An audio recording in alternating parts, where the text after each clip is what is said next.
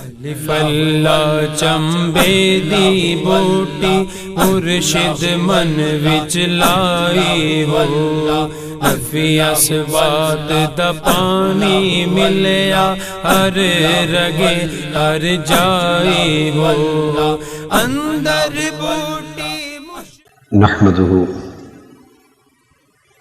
ونصلي ونسلم على سيدنا ومولانا محمد رسوله النبي الأمين المكين الحنين الكريم الرؤوف الرحيم، أما بعد، بسم الله الرحمن الرحيم۔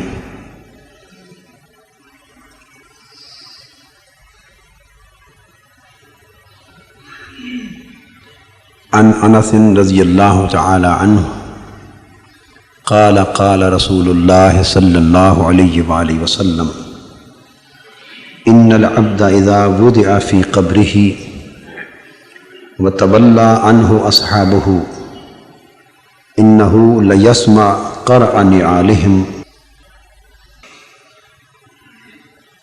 او كما قال۔ یہ حدیث جس کا ابتدائی حصہ اور اس کے چند الفاظ میں نے تلاوت پڑھے، یہ متفق علیہ ہے، یعنی بخاری اور مسلم دونوں نے اسے روایت کیا۔ اس میں قبر کا بیان ہے۔ مختلف کتب احادیث میں مختلف صحابہ کرام سے جو روایات آئی ہیں، آج کے خطاب میں ان بہت سی روایات کو جمع کر کے اس مضمون کو کاملاً آپ کے سامنے رکھنا چاہتا ہوں۔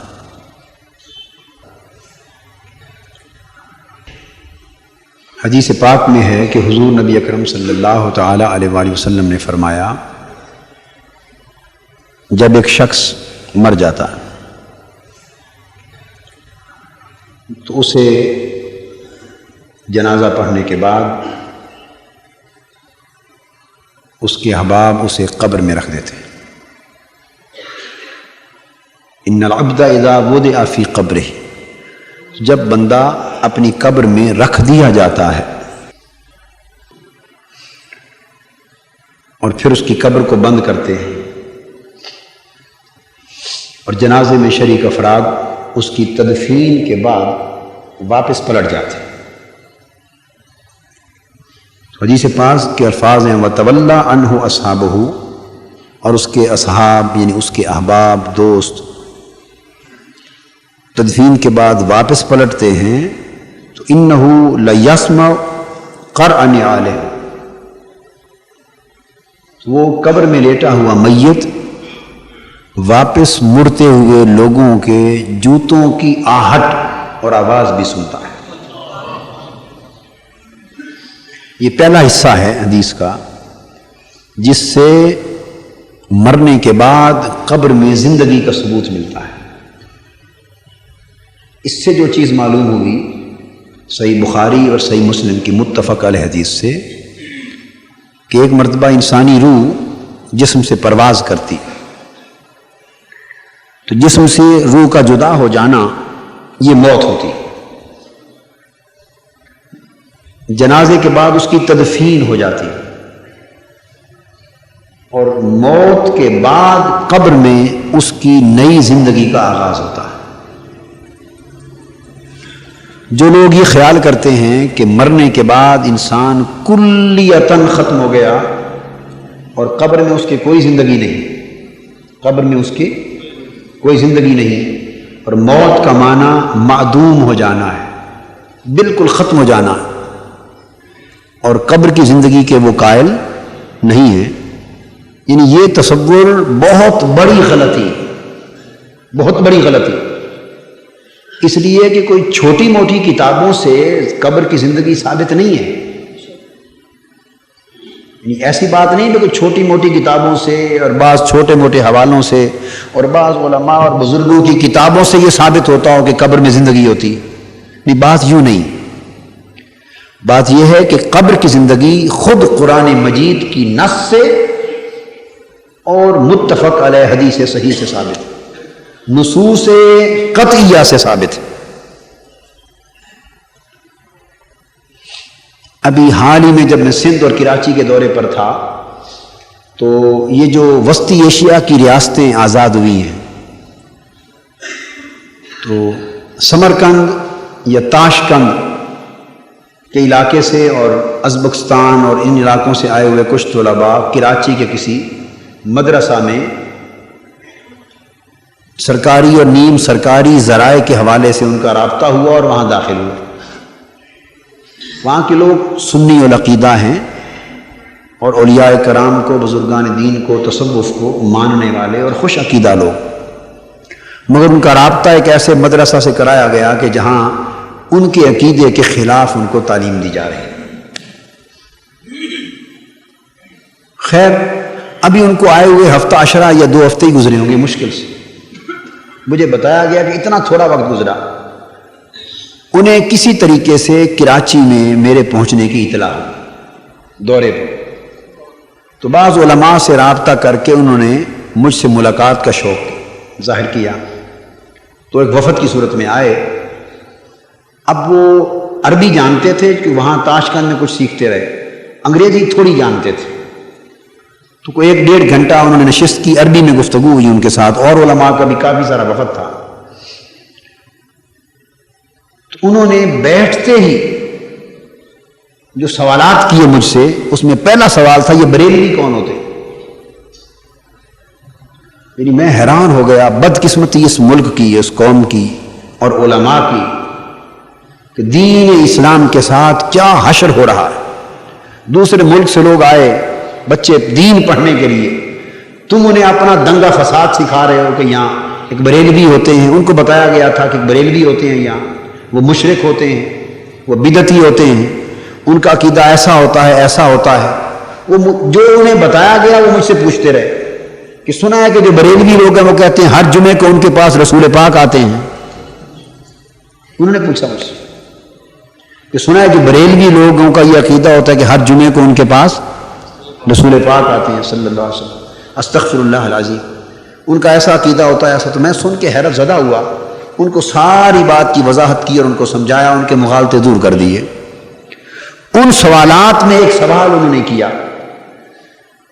کہ یہ بتائیں کہ یہ جو اولیاء اللہ ہوتے ہیں یا لوگ، یہ قبر میں کیا زندہ ہوتے ہیں؟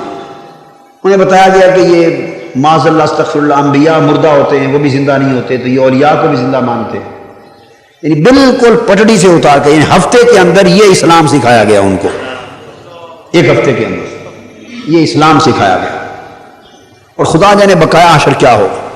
ہمارے لوگوں کا مذہبی فرقہ پرور جماعتوں کا اور مدرسوں کا تصور ہی ایک رہ گیا ہے کہ جو ہاتھ چڑھ جائے اس کے ذہن کو فرقہ پرستانہ خیالات اور نظریات کے ساتھ بھر دو تاکہ وہ چلتے ہی شرک اور بدعت کے گورکھ دھندوں میں پھنس جائے۔ بس یہی اسلام ہے، بقایا ضرورت ہی کوئی نہیں کسی چیز کی۔ یہ جنگ افغانستان کے لیے بھی جاری ہے، افغانستان کے لیے بھی یہی جنگ جاری ہے، کشمیر میں بھی یہی جنگ جاری ہے۔ ابھی کشمیر کے ایک مجاہد لیڈر میرے پاس 2 ہفتے پہلے آئے تھے اور رونا رو رہے تھے۔ انہوں نے کہا کہ ہم 90 یا 80% سے زائد اہل سنت والجماعت اولیاء اللہ کو ماننے والے خوش عقیدہ 11ویں شریف دیتے ہیں کشمیر میں۔ وہ کہنے لگے کہ جتنے کشمیری مجاہدین یہاں ٹریننگ کے لیے آتے ہیں، مظفر آباد میں مختلف مذہبی جماعتوں کے کیمپ لگے ہوئے، وہ ان کو ہتھیا لیتے، جیسے شکاری جال لے کے نہیں بیٹھا ہوتا دریا کے کنارے مچھلیوں کو شکار میں پھنسانے کے لیے، وہ ان کو پھنسا لیتے ہیں اور تربیت کے نام پر، جہاد کی تربیت کے نام پر ان کے اندر فرقہ واریت ڈالتے ہیں۔ وہ کہتے ہیں ظلم کی انتہا ہے کہ وہ آتے ہیں اس مقصد کے لیے اور یہاں ان کو نئے فتنے مبتلا کر دیا جاتا ہے کہ تمہیں تو عقائد مشرکانہ ہے، تم تو توحید سے دور ہو گئے ہو، بدعت کر رہے ہو، شرک کر رہے ہو۔ وہ جن معصوم ذہنوں میں یہ خیالات گھس جاتے ہیں وہ آپس میں جھگڑا فساد شروع کر دیتے ہیں، اور کشمیری مجاہدین ایک جسم ہو کے لڑنے کے بجائے اعتقادی فرقہ واریت میں مبتلا ہو کر آپس میں لڑائی شروع کر دیتے ہیں اور جہاد کو نقصان پہنچا۔ توجہ جہاد سے ہٹ رہی ہے، آپس میں جہاد کر رہے ہیں. یہ حالت ہر طرف یہ حالت. بدقسمتی کا وقت اور بدقسمتی کا دور. انہوں نے یہ سوال کیا مجھ سے کہ کیا قرآن مجید میں بھی اس کا کوئی ذکر ہے کہ قبر میں زندگی ہوتی؟ بات یہاں سے چلی تھی کہ قرآن مجید میں کوئی ذکر ہے کہ قبر میں زندگی ہوتی. میں نے سمجھا رہا تھا وہی ایک آیت آپ کو سنانا چاہتا ہوں اس کے ساتھ متعلق کر. میں نے بتایا بہت سے مقامات پر ثابت ہے. کیا؟ قرآن مجید میں بہت سے مقامات پر قبر میں زندہ ہونا ثابت ہے، مگر ایک آیت میں نے بتائی. قرآن مجید نے فرمایا لوگوں کنتم امواتن، تم مردہ تھے، فاحیاکم، اس نے تمہیں زندہ کیا. سمجھ گئے؟ زندہ کیا. ثم یمیتکم، وہ پھر تمہیں موت دے گا. ثم یحییکم، موت کے بعد پھر تمہیں زندہ کرے گا، زندگی دے گا. ثم الیہ ترجعون، پھر اس کے بعد قیامت کے دن تم اٹھائے جاؤ گے. سمجھانے والی بات یہ تھی اور سمجھنے والی بات یہ ہے کہ کنتم امواتن سے مراد مردہ تھے، یہ موت سے مراد وہ زمانہ ہے جب انسان دنیا میں پیدا نہیں ہوا تھا، اور رحم مادر میں بھی ایک بے جان لوتھڑا تھا اور اس کا وجود بھی نہیں تھا دنیا میں. تو بے جان جسم میں جان پڑی، بے جان جسم میں جان پڑی. کنتم امواتن، تم بے جان تھے، فاحیاکم، اس دنیا میں اس نے تمہیں زندگی عطا کر دی. جس زندگی سے ہم اس وقت گزر رہے ہیں یہ زندگی فاحیاکم میں آ گئی، اس نے زندگی عطا کر دی. پھر 50 60 70 80 100 سال بعد موت واقع ہوئی. فرمایا ثم یمیتکم، پھر وہ تمہیں موت دے گا. تو بات موت تک سمجھ میں آ گئی؟ آئی یا نہیں آئی؟ پھر فرمایا ثم یحییکم، موت کے بعد پھر تمہیں زندہ کرے گا. یہ زندگی کس وقت کی ہے؟ یہ زندگی کہاں کی ہے؟ موت تو ہو چکی، موت کے بعد پھر زندہ کرے گا، یہ زندگی کب کی ہے؟ اگر آپ کہیں کہ اس سے مراد قیامت کے دن کی زندگی ہے تو وہ غلط ہے، چونکہ اس کے بعد قیامت کے دن کی زندگی کا ذکر آگے پھر آ رہا ہے. ثم الیہ ترجعون، پھر تم اللہ کی طرف اٹھائے جاؤ گے. تو وہ جو قیامت کے دن ہے اٹھایا جانا، اس کا ذکر آیت کے آخری حصے میں الگ آ رہا ہے. تو قیامت کے دن اٹھایا جانا اور تمہیں مارے گا، اس موت اور قیامت کے دن اٹھائے جانے کے درمیان ثم یحییکم، تمہیں زندگی دے گا. یہ زمانہ قبر کا زمانہ، موت اور قیامت کے دن اٹھائے جانے کے درمیان کا زمانہ قبر کا زمانہ. اور یہ زندگی ہر شخص کو ملے گی، خواہ مومن ہے یا کافر. کیا اولیاء کرام کی بات تو بات نہیں تھی. یہ مومن و کافر کو بھی قبر کی زندگی ملتی ہے، ہر شخص کو قبر میں زندگی ملتی. اور پھر اولیاء اللہ کی شان اس سے بالا، شہداء کی اور انبیاء کی اس سے بالا. ان کی قبر کی زندگی کا ذکر کیا، وہ تو بڑی اونچی بات ہوئی. ہر شخص قبر میں زندہ دوبارہ ہوتا، وہ ذکر یہاں ہو رہا ہے. ابھی فرشتے نہیں آئے اس کے پاس، قبر میں رکھ دیا گیا میت کو، ابھی فرشتے سوال و جواب کے لیے نہیں پہنچے. انہوں نے آ کے ابھی اٹھایا نہیں، اٹھایا بھی نہیں، آپ صرف قبر میں رکھ کے چلے گئے. حدیث پاک میں ہے فرمایا کہ وہ واپس لوٹنے والوں کے جوتوں کی آہٹ بھی سنتا ہے. چلتے ہوئے جوتے کی جو آواز آتی ہے قبر میں لیٹا ہوا میت وہ بھی سنتا ہے. تو قبر میں زندگی مل گئی یا نہیں مل گئی؟ سما مل گیا، قوت سماعت مل گئی، زندگی مل گئی. تو حدیث پاک کا پہلا حصہ تو یہ جو آپ کو بتایا. اس کے بعد کیا ہوتا ہے؟ اب میں نے جیسا کہ عرض کیا یہ حصہ میں نے بخاری اور مسلم شریف کی حدیث میں سے پڑھا. اب اگلا حصہ کسی اور حدیث سے پڑھوں گا، پھر کسی اور حدیث سے پڑھوں گا، پھر کچھ حصہ اس میں سے پڑھوں گا. یعنی میں قبر کا پورا مضمون بہت ساری احادیث کو جمع کر کے آپ کے سامنے ایک نظم کے ساتھ رکھ رہا. اب بات سمجھ رہے ہیں؟ عام طور پہ ایک حدیث آپ سنتے ہیں، پڑھتے ہیں، اور اس میں بہت سارے اور پہلو جو پیش آتے ہیں وہ بیان وہ دوسری حدیث میں ہوتے ہیں، کچھ چیزیں تیسری حدیث میں ہوتی ہیں. تو جس نے جو پڑھ لی اس کو اتنی سمجھ میں آ گئی. تو ایک جامع مضمون بہت ساری احادیث کو جمع کر کے آپ کے سامنے رکھنا ہے. تو پہلی حدیث پاک سے اتنی بات واضح ہو گئی، جب قبر میں میت کو رکھ دیا گیا اور لوگ پلٹ گئے تو ان کے پلٹتے ہوئے جوتوں کی آواز بھی سنتا ہے، یعنی میت زندہ ہو جاتا ہے، اس کو زندگی دے دی جاتی ہے. اس کو برزخی زندگی کہتے ہیں. کیا؟ وہ ہمارے یہاں کی زندگی جیسی تو من و نہیں ہوتی، کچھ چیزیں ہمارے دنیا کی زندگی سے ملتی جلتی ہوتی ہیں، کچھ آخرت کی زندگی سے. برزخ ایک پردے کو کہتے ہیں، یعنی پردے کے پیچھے کی زندگی، برزخی زندگی مل جاتی ہے، قبر کی زندگی مل جاتی. اور یہ زندگی کی علامتوں میں سے ہے کہ وہ قبر میں لیٹا ہوا میت باہر سے گزرتے ہوئے لوگوں کے قدموں کی آہٹ بھی سن رہا ہے. اس کے بعد آگے حدیث پاک میں آتا ہے، وہ حضرت ابو ہریرہ رضی اللہ تعالیٰ عنہ سے روایت ہے، اور ابن ابی شیبہ نے روایت کیا ہے، اور طبرانی نے اور ابن حبان نے حدیث صحیح روایت کی ہے، اور امام حاکم نے اور بیہقی نے. اتنی کتب حدیث میں ابو ہریرہ رضی اللہ تعالیٰ عنہ سے روایت ہے. اب مضمون وہیں سے شروع ہو رہا ہے جہاں وہ پہلا حصہ چھوڑا، ربط اور نظم برقرار رہے گا.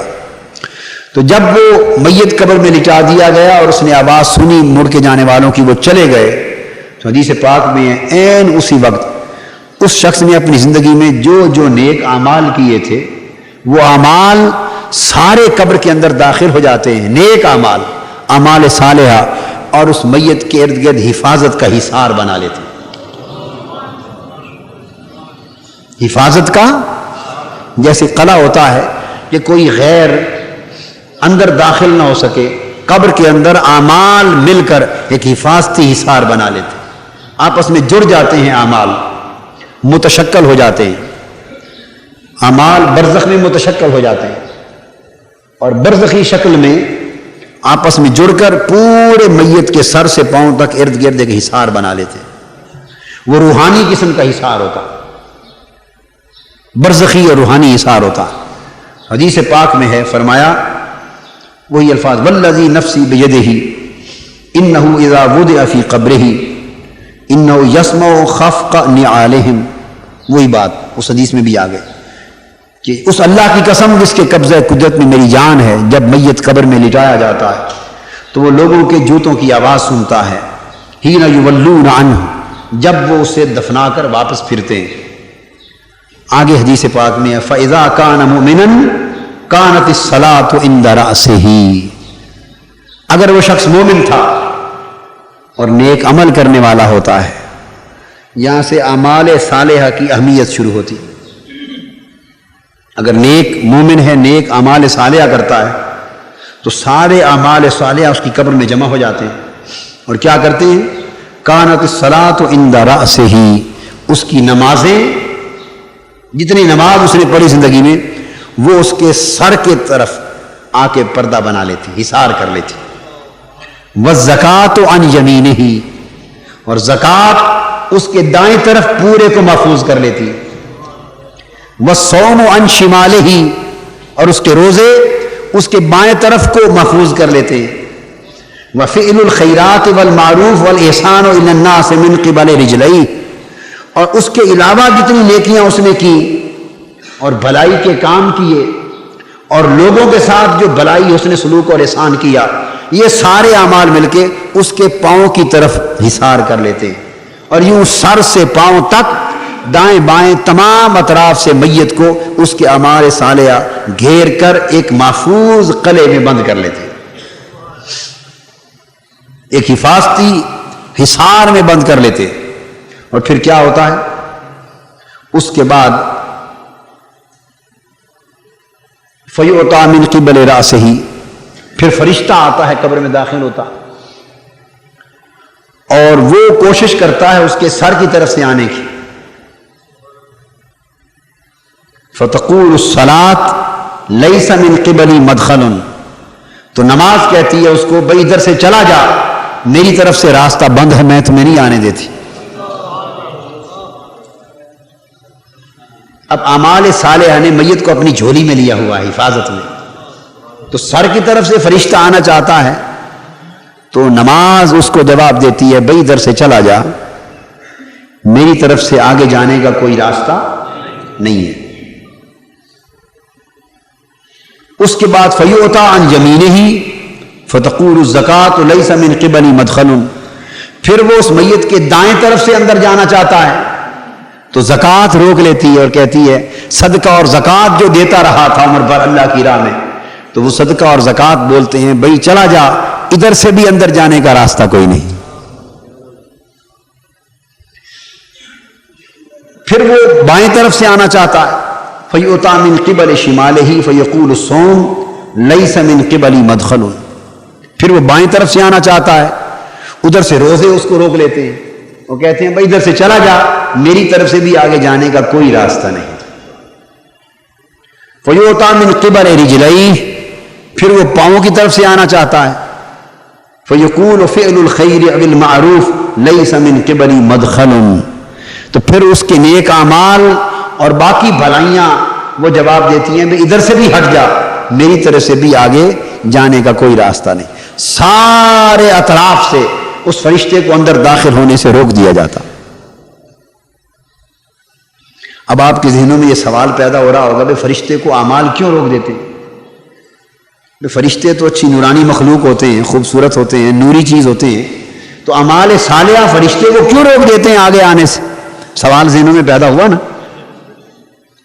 اس کی وجہ بھی حدیث پاک میں آتی، اس کی وجہ ایک حدیث میں ہے، اسی کے کلمات آتے ہیں فَإِنْ أَتَاءُ مِنْ قِبَلِ رَأْسِهِ، اگر فرشتہ اس کے سر کی طرف سے آنے لگے تو نماز جواب دیتی ہے لا سبیل لکم الیہ من قبلی، فرشتوں تمہارے لیے میری طرف سے کوئی راستہ نہیں، کسی اور طرف سے جاؤ۔ پھر حدیث کے لفظ ہیں اگر وہ دائیں طرف سے جانے لگے تو پھر جواب دیا جاتا ہے میری طرف سے کوئی راستہ نہیں، کسی اور طرف سے جاؤ۔ تو چاروں اطراف سے فرشتے گھومتے ہیں اور ان کو راستہ آگے جانے کا نہیں۔ اب سوال ذہنوں میں پیدا ہو رہا ہوگا کہ وہ راستہ کیوں روک لیا جاتا ہے، اس کا سبب کیا ہے؟ اس کا سبب بھی حدیث پاک میں معروف ہے۔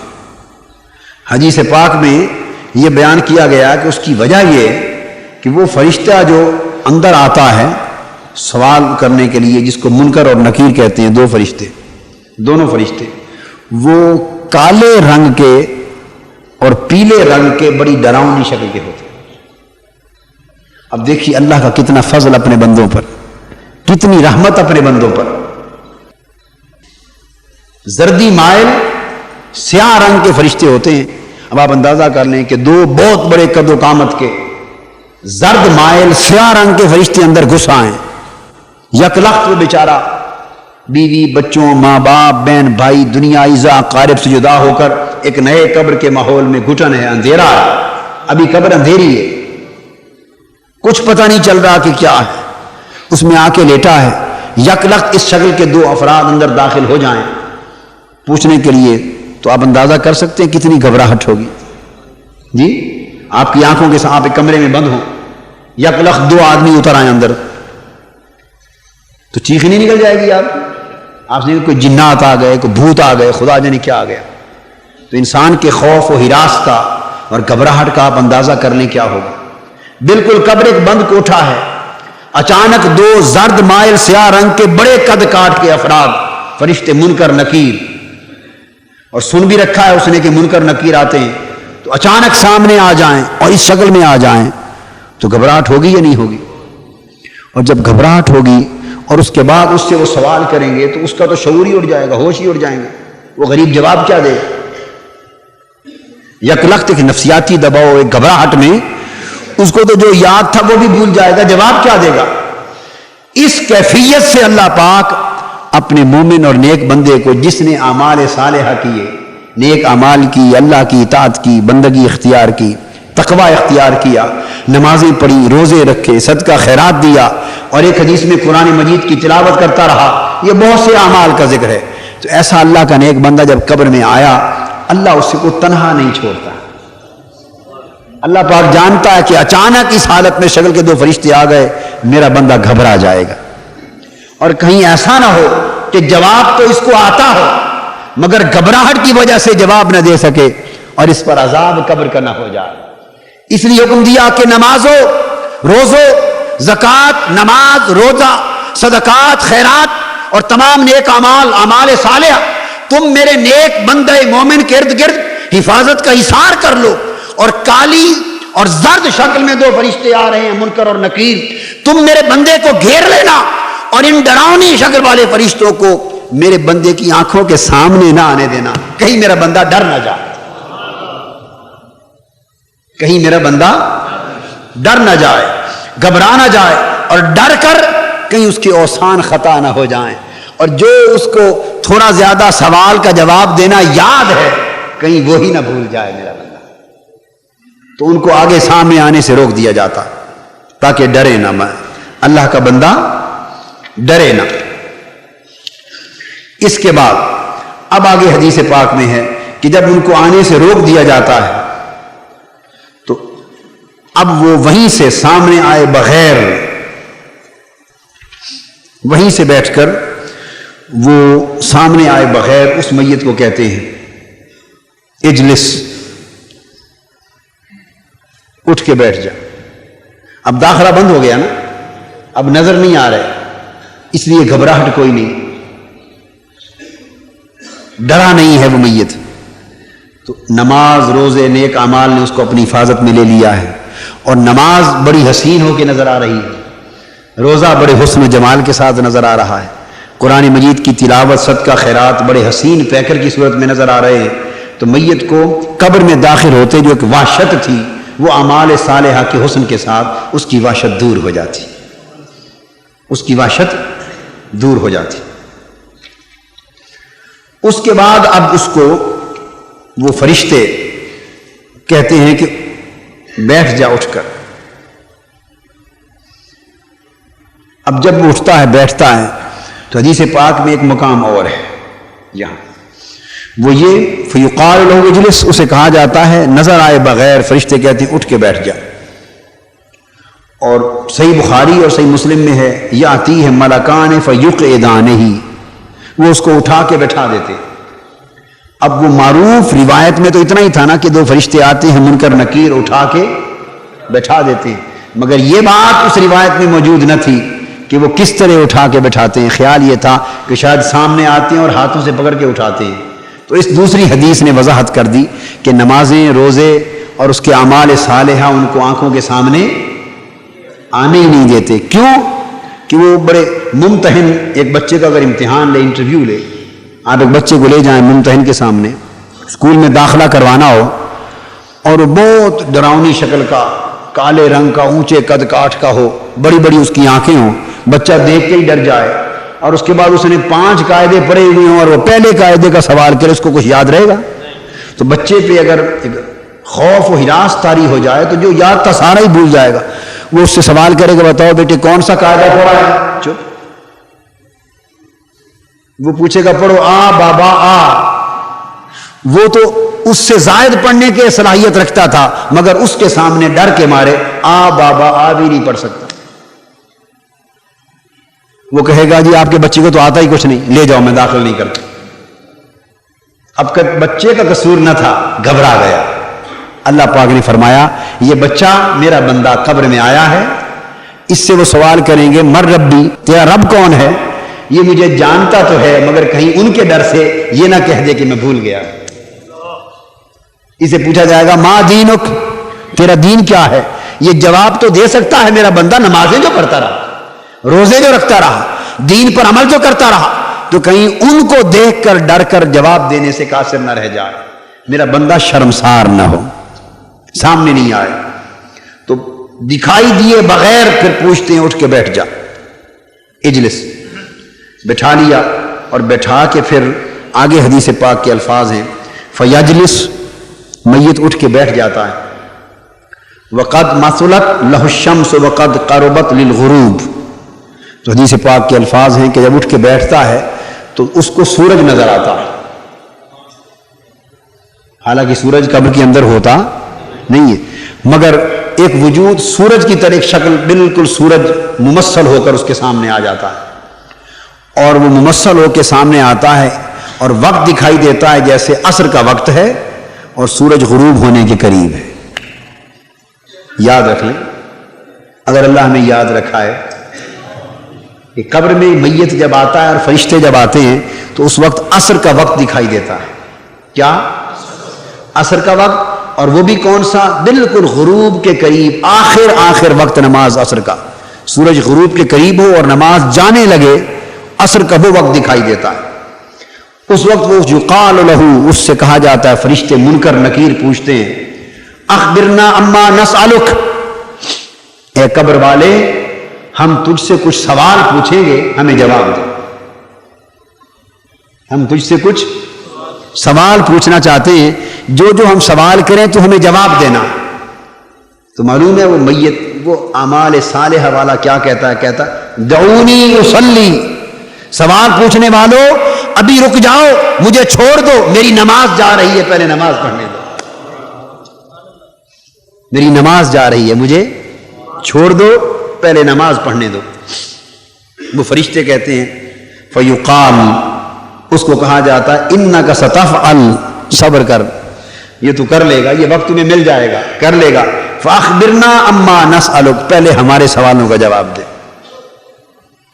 تو یہ وہی میت کہے گا جس نے نماز چھوڑنے کی عادت نہ ڈالی ہو، اور جس کی نماز نہ چھوٹتی ہو، اور نماز وقت پر ادا کرنے کی جس کی عادت ہو، اور قرآن مجید کے حکم کے مطابق ارشاد جس میں فرمایا گیا کہ نماز قائم کیا کرو، اور خاص طور پر صلاۃ وسطیٰ، عصر کی نماز کی اہمیت قرآن نے بیان کی۔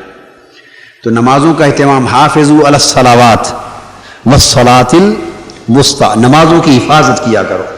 تو نمازوں کی حفاظت کرنے والے کو یہ برکت نصیب ہوگی کہ جو ہی فرشتے سوال کے لیے آئیں گے اور وہ سورج کو غروب ہوتا دیکھ کر وہ پہلا ہی جواب دے دے گا کہ رک جاؤ، مجھے نماز ادا کرنے دو۔ تو وہ کہتے ہیں کہ ابھی ٹھہر جا، ہم تجھ سے کچھ سوال کر لیں، ان کا جواب دے لے، اس کے بعد نماز پڑھ لینا۔ فیقول اما تسألونی، اس کے بعد وہ پوچھتا ہے اچھا فرشتوں بتاؤ تم مجھ سے کیا سوال کرنا چاہتے، کیا پوچھنا چاہتے ہو؟ یہاں تک قبر والے اور منکر نکیر دونوں فرشتوں کا مذاکرہ ہوتا ہے۔ اب وہ جواب میں کہتے ہیں کیا پوچھنا چاہتے ہیں؟ وہ کہتے ہیں ہم سوال کرتے ہیں تم سے ما کنت تقول فی ھذا الرجل، یہ صحیح بخاری اور مسلم کی جو روایت بیان کر رہا ہوں اس میں ایک ہی سوال ہے، بخاری اور مسلم کی جو حدیث بیان کر رہا ہوں اس میں، اور جو اگلی حدیث بیان کر رہا ہوں، جتنی حدیثیں بیان کر رہا ہوں سب میں ایک ہی سوال آیا۔ 3 سوال آپ نے سنے ہیں نا، 2 دوسرے سوال بھی اور حدیثوں میں ہیں، مگر بیشتر حدیثوں میں ایک ہی سوال آیا۔ بعض حدیثوں میں یہ ترتیب آئی ہے کہ پہلے پوچھیں گے مر ربک، تیرا رب کون ہے، اس کے بعد دوسرا سوال اگر وہ پہچان لے جان لے تو جواب دے گا اللہ ربی، میرا رب اللہ ہے، یہ ربی اللہ، میرا رب اللہ ہے۔ پھر دوسرا سوال پوچھیں گے ما دینک، تیرا دین کیا ہے، وہ کہے گا دینی الاسلام، یا الاسلام دینی، اسلام میرا دین ہے، یا میرا دین اسلام ہے۔ اور اگر اس نے اعمال صالحہ نہ کیے اور اس کے دامن میں کچھ نہ ہوا، اور خالی دامن تہی دامن اگر وہ قبر میں چلا گیا اور دنیا میں اللہ کی بندگی کا حق ادا نہ کر سکا، اللہ کو پہچان نہ سکا، دین کی راہ پر استقامت کے ساتھ چل نہ سکا، نافرمانی کی زندگی بسر کی، اگر اس نے غفلت کی زندگی بسر کی، اللہ کو، اللہ کے احکام کو، اللہ کے رسول کو، دین اور اس کی تعلیمات کو بھولا رہا، اس معصیت کی زندگی کو بسر کر کے قبر تک پہنچا، تو جو سوال بھی پوچھا جائے گا وہ کہے گا لا ادری، پوچھا جائے گا تیرا رب کون ہے، وہ کہے گا افسوس مجھے معلوم نہیں، پھر پوچھا جائے گا تیرا دین کیا ہے، وہ کہے گا افسوس مجھے معلوم نہیں۔ تو بعض احادیث میں یہ 2 سوال اور اس کے بعد تیسرا سوال آیا ہے حضور علیہ الصلوۃ والسلام کی نسبت، اور بیشتر احادیث میں ایک ہی سوال آیا ہے، پہلے 2 سوالوں کا ذکر نہیں ہے، تیسرے ہی سوال کا ذکر ہے۔ تو جب دوسری حدیثوں میں 2 سوال آ گئے اور بعض حدیثوں میں آخری سوال ایک ہی ہوا، تو تطبیق یہ ہوئی کہ سوال مجموعی طور پہ 3 بنے، سوال مجموعی طور پر 3 ہی بنے، مگر سوال یہ پیدا ہوتا ہے کہ بہت سی حدیث میں پہلے 2 سوالوں کا ذکر کیوں نہیں، اور صرف یہ سوال ہی کیوں آیا ہے کہ تو اس ہستی کے بارے میں کیا عقیدہ رکھتا تھا، اس شخص کے بارے میں تیرا کیا عقیدہ تھا، کیا کہتا تھا؟ صرف اس ایک تیسرے سوال کا ذکر کیوں کیا، پہلے دو کیوں چھوڑ دیے؟ وجہ اس کی یہ ہے، سوال تو تین ہی کیے جائیں گے، مگر بعض حدیثوں میں اور حضور علیہ السلام نے بعض مواقع پر صرف تیسرا سوال اس لیے بیان کیا کہ فیصلہ کن سوال صرف تیسرا سوال ہوگا۔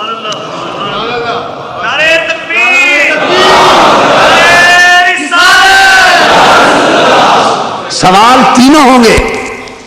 سوال اگر پہلا سوال، نکتہ سمجھنے، اگر پہلا سوال من ربک، تیرا رب کون ہے، اگر یہی سوال فیصلہ کن ہوتا تو دو ٹوک فیصلہ ہو جاتا، اگر پہچان لیتا تو اگلے سوال کرنے کی ضرورت نہ تھی، وہ کہہ دیتا اللہ ربی، میرا رب اللہ ہے، تو دوسرا سوال کرنے کی حاجت نہ ہوتی، اور وہی اعلان کر دیا جاتا کہ تمہاری بخشش ہو گئی، جنت میں داخل ہو۔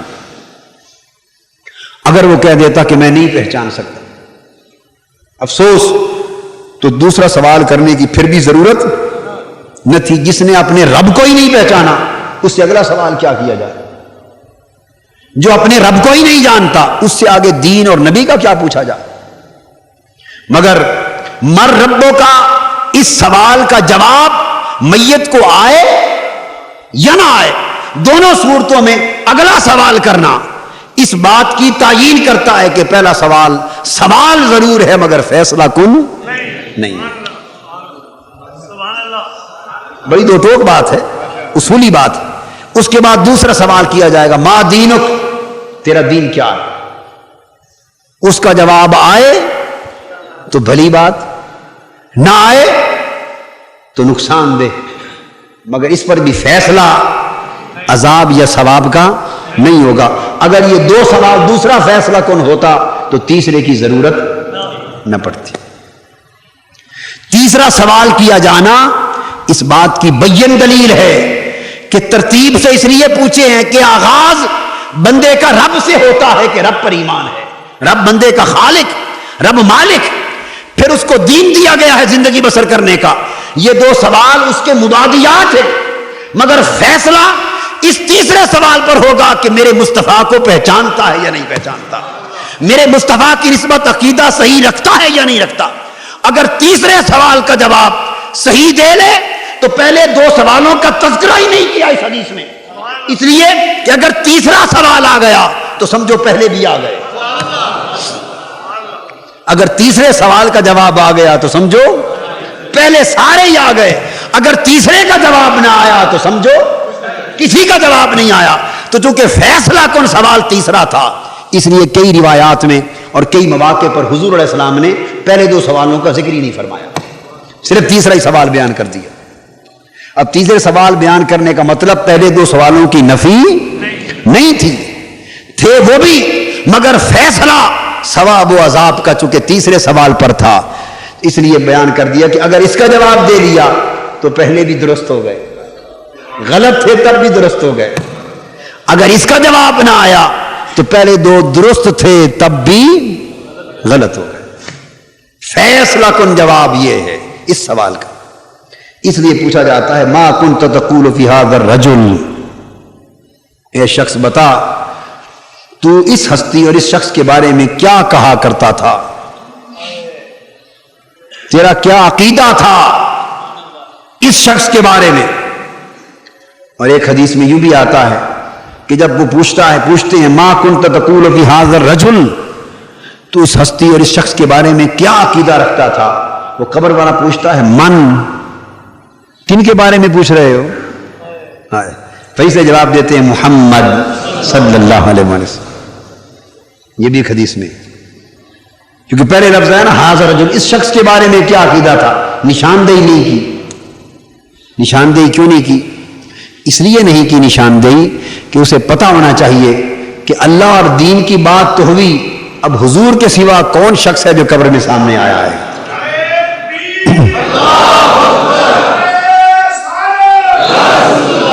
آقا کے سوا کس شخص کی نسبت قبر میں پوچھا جا سکتا ہے، اور کون ہے جو قبر میں جس کا دیدار ہوگا؟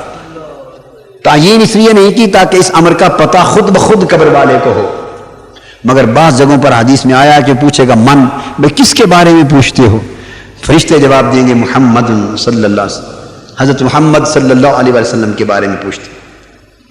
بعض روایات میں حدیث میں الفاظ یوں آئے ہیں کہ پوچھا جاتا ہے ما کنت تقول فی ھذا الرجل کے الفاظ کے علاوہ یہ کلمات بھی آئے ہیں، ما تقول فی ھذا الرجل الذی کان فیکم،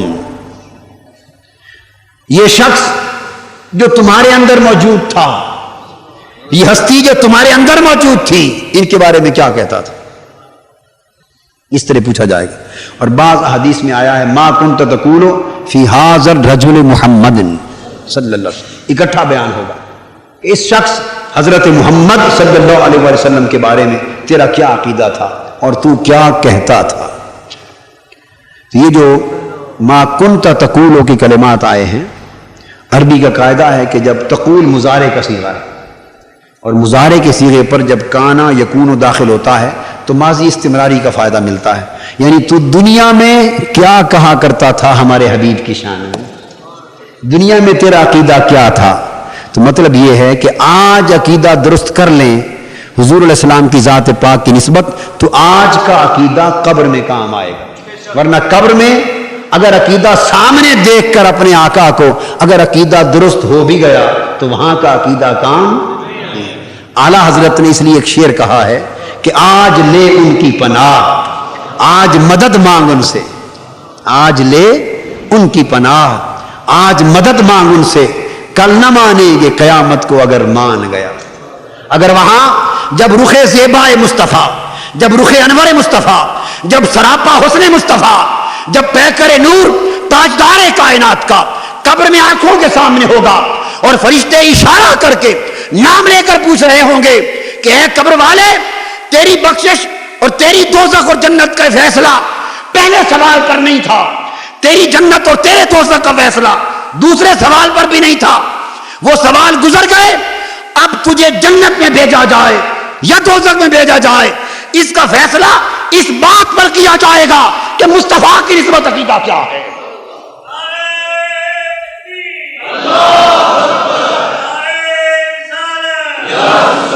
حضور کی نسبت عقیدہ کیا ہے، حضور کی معرفت کتنی ہے، آقا کی پہچان کتنی ہے۔ جب یہ بات ہو رہی ہوگی تو تب اس کی سمجھ میں تو آ ہی جائے گا نا کہ میں جو کہتا رہا وہ غلط تھا، جو شان کم کر کے بیان کرتا رہا وہ غلط۔ ارے شان کا عالم تو یہ تھا کہ پہلے دو سوال بھی فیصلہ کن نہ تھے، بخشش کا تو مدار بھی مصطفیٰ کی نسبت پہ تھا، مدار بخشش بھی حضور کی پہچان پر تھا، حضور کی نسبت پہ تھا، حضور کی غلامی پر تھا، حضور کی محبت پر تھا، حضور کی اتباع پر تھا، حضور کی معرفت پر تھا۔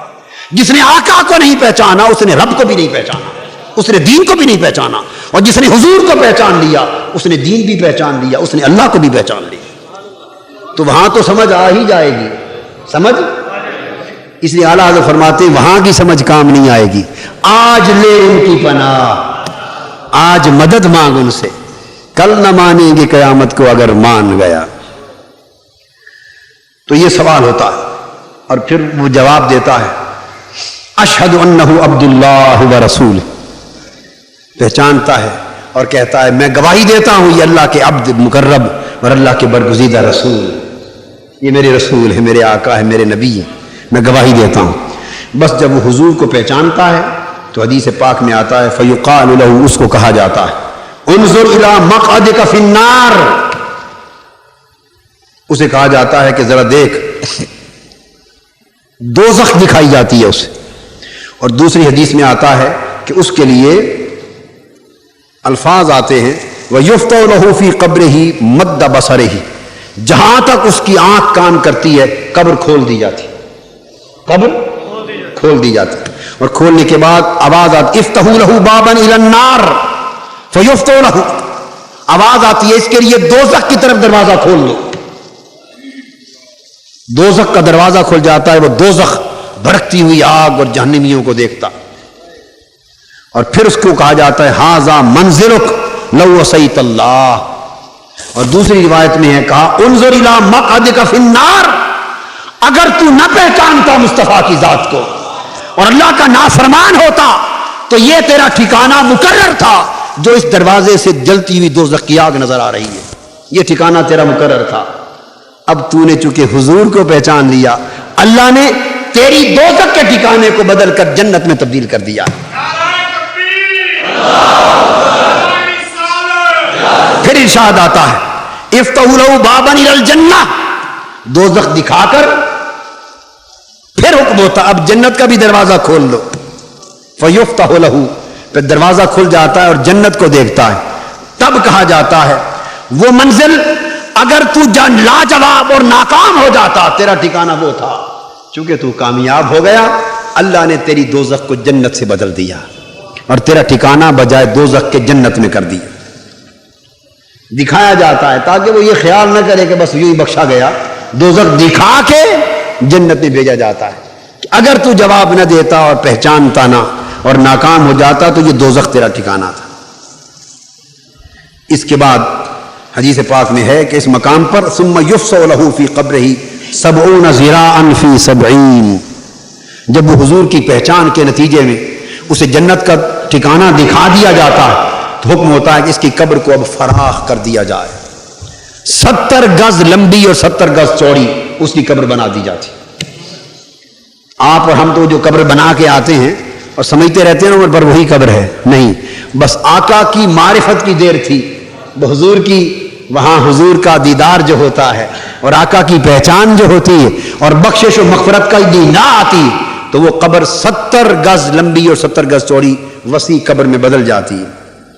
اور اس کے بعد حدیث میں ہے وَيَمْلَأُ عَلَيْهِ خُدْرًا، اور اس کی قبر سرسبز خوبصورت باغ بن جاتا، 70 گز لمبی اور چوڑی ہو جاتی اور خوبصورت سرسبز باغ میں بدل جاتی۔ ثم يُنَوَّرُ لَهُ فِيهِ، اور اس کے اندر پھر نور بھر جاتا ہے۔ اور ایک حدیث میں ہے کل قمر یوم البدر لیلۃ البدر، 14ویں رات کے چاند کی طرح، جس طرح میٹھی میٹھی چاندنی ہوتی ہے 14ویں رات کے چاند کی طرح اس کی قبر منور ہو جاتی، 14ویں رات کے چاند کی طرح اس کی قبر منور ہو جاتی، روشن ہو جاتی۔ وہ خوش ہوتا ہے منظر دیکھ کر، اپنی بخشش کی خوشخبری سن کر، جنت کا ٹھکانہ دیکھ کر، اپنی قبر کے اندھیروں کو نور میں بدلا دیکھ کر، اور قبر کی کوٹھڑی کو جنت کا باغ دیکھ کر، اور فراخیاں دیکھ کر، اور اللہ کی رحمتوں کے نظارے دیکھ کر، اور خوشخبریاں سن کر وہ خوشی سے پھول اٹھتا ہے۔ اور معلوم ہے کیا کہتا ہے فرشتوں کو؟ کہتا ہے دعونی، فرشتوں ذرا مجھے چھوڑ دو، حتی اذهب فابشر اہلی، میں گھر جانا چاہتا ہوں، آپ کے جا کے گھر والوں کو بتا کہ میرے ساتھ کیا ہو گیا۔ اس سے پتا چلا کہ اتنا شعور ہوتا ہے کہ گھر جانا چاہوں تو گھر بھی جا سکتا۔ کہتا ہے فرشتوں اب چھوڑ دو، جو اللہ نے رحمتیں مجھ پر کر دی، آقا کا جو دیدار نصیب ہو گیا اور آقا کی معرفت کے صدقے میری دوزخ جنت میں بدل گئی، میری قبر کے حالات بدل گئے، ایک چھوٹا سا کوٹھا تھا جنت بن گیا، اندھیرا تھا اجالا ہو گیا، 14ویں رات کے چاند کا سما ہو گیا، چھوڑ دو، میں دوڑ کے جا کے گھر والوں کو خوشخبری تو دے آؤں جا کر۔ اسی وقت دوڑنا چاہتا، فرشتے کہتے ہیں نہیں ابھی تھوڑا صبر کر، اسکن، سفر کر کے آیا ہے تو تھوڑا سکون کر، آرام کر، آرام کر۔ پھر حدیث میں آتا ہے وہ کہتے ہیں ارجع الی اہلی فاخبرہم، مجھے جانے دو میں گھر والوں کو بتا کر تو آؤں۔ وہ کہتے ہیں نہیں، فیقولون نم کنومۃ العروس، وہ کہتے ہیں اللہ کے بندے ابھی تھوڑی دیر آرام کر، سو جا، اور اس طرح سو جیسے پہلی رات کی دلہن سوتی ہے، پہلے رات کی آرام سے سو جا، یہ تیری شادی کی رات ہے۔ ہائے ہائے، چونکہ آقا جو مل گئے، آقا کا دیدار ہو گیا، حضور کا دیدار ہو گیا، اور اب مولا کا دیدار ہونے والا ہے، اب پہلی رات کی دلہن کی طرح سو جا، اب تیرے آرام کا وقت ہے۔ الذی لا یوقظہ الا حب اہلہ الیہ، اب تمہیں کوئی نہیں اٹھا سکتا، جیسے وہ دلہن جس کو کوئی نہیں اٹھا سکتا سوائے اس کے دلہے کے، وہ دلہن جو سوتی ہے اسے کوئی نہیں اٹھا سکتا، کوئی بھی آرام نہیں کر سکتا سوائے اس کے دلہے کے، کہ وہ اس کا محبوب ہوتا ہے۔ تو اس کے محبوب کے سوا جس طرح دلہن کو کوئی نہیں اٹھا سکتا، اے مرد مومن آج تو اس دلہن کی طرح سو، تیرا محبوب رب ہی تجھے جگائے گا اور کوئی نہیں اٹھا سکتا۔ آرام کی نیند کر، آرام کی نیند کر۔ بعض لوگ یہاں سے سمجھتے ہیں کہ پھر وہ سو جاتے ہیں تو نیند آ گئی تو جاگے تو نا، کہتے ہیں نیند آ گئی تو پھر وہ تو قبر والے جاگے تو نا، اولیاء اللہ تو سو گئے. اور نادانوں کو اتنی سمجھ نہیں کہ اللہ حدیث پاک میں حضور نے تشبیہ دی ہے، نم کا نومۃ العروس، سو جاؤ، نیند کرو دلہن کی نیند کی طرح. نادانوں کبھی پہلی رات کی دلہن بھی سوتی؟ کبھی دلہن سوتی؟ آپ نے سمجھا ہی نہیں کہ مصطفیٰ فرما کیا گئے. نم کا نومۃ العروس، یہ تو نہیں فرمایا جس طرح گھر سوتے تھے اس طرح سو جاؤ. یہ تمہارا اور میرا سونا نہیں ہے، یہ دلہن کا سونا ہے.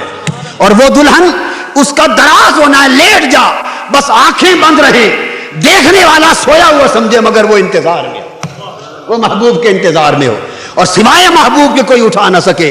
اے اللہ کے ولی، اے اللہ کے دوست، اے اللہ کے عاشق، راتوں کو رب کے لیے جاگ کر رونے والے، اپنے بستر سے اپنے تن کو عشق الہی میں جدا کرنے والے، اور ساری رات ساری زندگی اپنے رب کے عشق میں جلا دینے والے، آج تو دلہن کی مانند رب کا محبوب ہے، رب تیرا طالب ہے.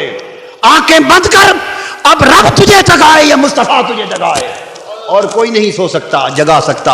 اور تیرا سونا ایسے ہے کہ آنکھیں سو رہی ہیں اور تو بیدار ہے، آنکھیں سو رہی ہیں اور تو بیدار ہے. حتیٰ یبعثہ اللہ من مضجعہ ذلک، حتیٰ کہ اس کے بستر سے اللہ خود اس کو اٹھاتا ہے، اس کی آرام گاہ سے اللہ اس کی آرام گاہ سے خود اس کو اٹھاتا ہے. اور پھر حدیث پاک میں ہے کہ اس کا جسم اس قبر والی آرام گاہ پر پھر لٹا دیا جاتا ہے، جو بھی برزخی جسم، اس میں ایک الگ کلام ہے. اور اس کی روح کو جنت کے خوبصورت سبز پرندوں میں منتقل کر دیا جاتا ہے، اور حکم ہوتا ہے اے میرے بندے کی روح، اے میرے بندے کی روح، یہ قبر ہے، یہ جنت ہے. اوروں کے لیے کروڑوں اربوں کھربوں میلوں کی مسافت سے بھی زیادہ.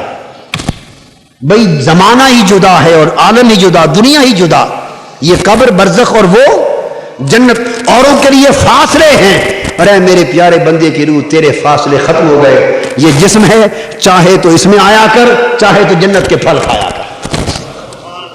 اور عرش کے نیچے جنت کے پھل کھاتی ہے اس مرد مومن کی روح، اور جنت کے باغات کی سیر کرتی ہے، اور جنت کے درختوں پر سبز خوبصورت پرندوں کی طرح اڑتی اور بیٹھتی ہے، اور اپنی دوسری انبیاء کی روحوں سے جا روح ملتی ہے، اولیاء سے ملتی ہے، شہداء سے ملتی ہے، اہل خانہ سے ملتی ہے. وہ جمع ہو جاتے ہیں اور پوچھتے ہیں بتا پچھلوں کا کیا حال تھا. ان کو روح بتاتی ہے، اچھی خبریں لیتی ہے، اور اس طرح جنت کے باغات میں مرد مومن کی روح کو کھلا چھوڑ دیا جاتا ہے، اور آزادی دے دی جاتی ہے، وہ وہاں آئے، یہاں آئے یا وہاں جائے.